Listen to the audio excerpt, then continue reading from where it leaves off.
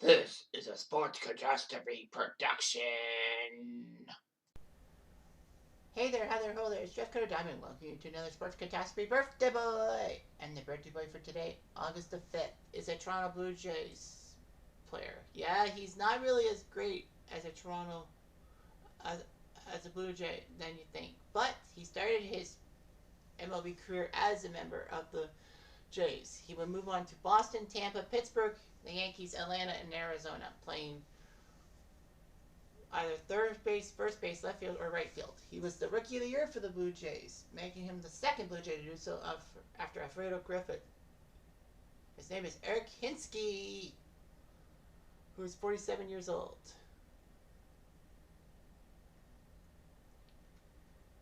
So Eric Hinske was born in Wisconsin and would be pretty good, but he decided to play pro baseball. He went to college and would play for the University of Arkansas. So so joining other Arkansas Razorbacks like Andrew Benintendi and Kevin McReynolds as good players who played for the University of Arkansas. Yes, I know baseball. I'm not really much into the University of Arkansas, even though a couple years ago Arkansas had a chance to win the College World Series, but fucking blew it. Sorry, that's just me. Anyhow, he was drafted by the Cubs in the 17th round of the 1998 draft. He would be in the Cubs organization, but then he was traded to Oakland for Miguel Cairo in 2001. But J.P. Ricciardi, who was the new Blue Jays GM after leaving the Moneyball A's, Oakland, decided to make a move and would trade Billy Koch, who was this great closer for the Blue Jays, when the Blue Jays really needed a closer, to Oakland for Eric Hinske and Justin Miller.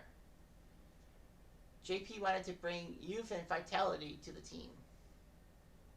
Makes sense. Hinske was made the everyday third baseman and was a key contributor, batting second in the lineup. All that.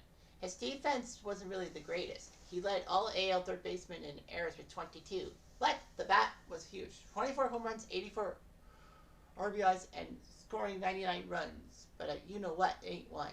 Hit me. Anyway, only J.P. Arancibia and Rowdy Tellez hit 21 home runs or more as a rookie. So Hinske still holds the Blue Jays record for most home runs by a rookie. Not even Vladdy Jr. did that. Or did Vladdy do that? I think he did. But regardless of that, the Blue Jays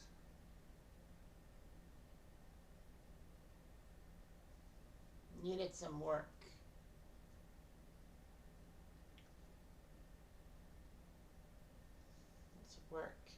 Anyway, one of Hinske's 24 home runs was hit with me in attendance. Blue Jays, Red Sox, 2002 in July.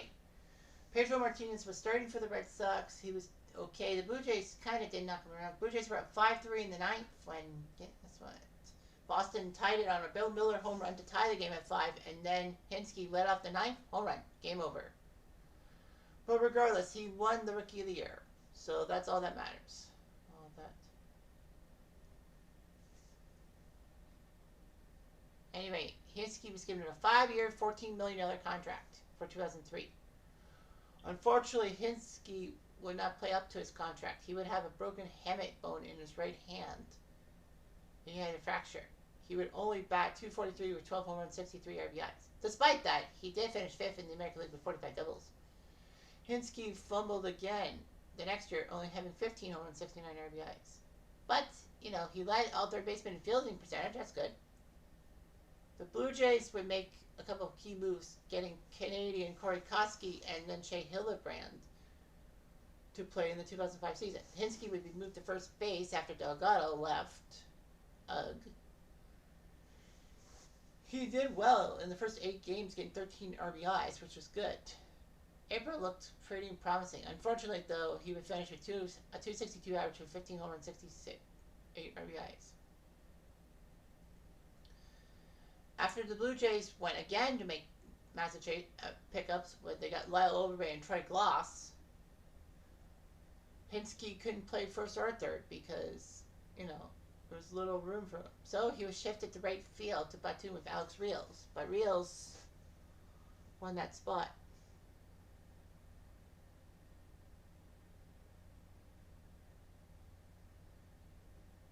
Anyway, Hinske looked pretty good and all that.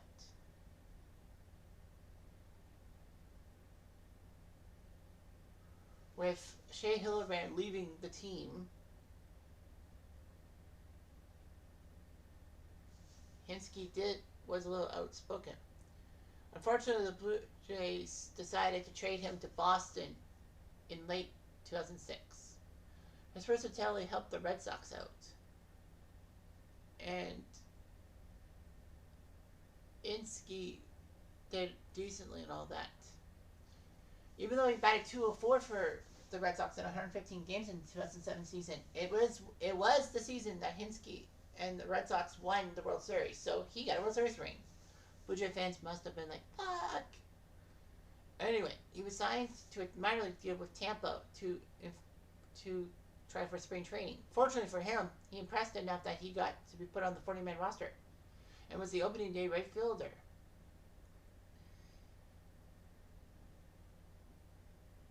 Hinske did his job. He actually hit 20 home runs for the 08 Rays, making it the first time since his rookie year he did so. Hinske was added before Game 4 of the World Series because Cliff Floyd was hurt, so Hinske was added, and he actually hit a pinch hit home run to center field off Joe Blanton. That was huge for him. Unfortunately, though, Hinske was the last batter in that 2008 World Series as he struck out against Brad Lidge, and the Phillies won in 5 games. But at least he got to the World Series. He would sign the one-year deal with Pittsburgh, playing 54 games, and then during stretch time, the Yankees needed someone, so they traded. So Pittsburgh traded him to the Yankees for Eric Fry and Casey Erickson. He would put up a .226 average in 39 games with the Yankees and was part of the postseason roster in the ALDS and the World Series. So he got his third. He went to his third straight World Series final. Ironically, with 3 different teams: the Red Sox, the Rays, and the Yankees, all in the same division. And the Yankees winning the 2009 World Series, their last one. He got another World Series ring, his second. Hinske would then join up with Atlanta for 1 year, $1.5 million. And would bat .256 in 131 games with 11 home runs and 51 RBIs.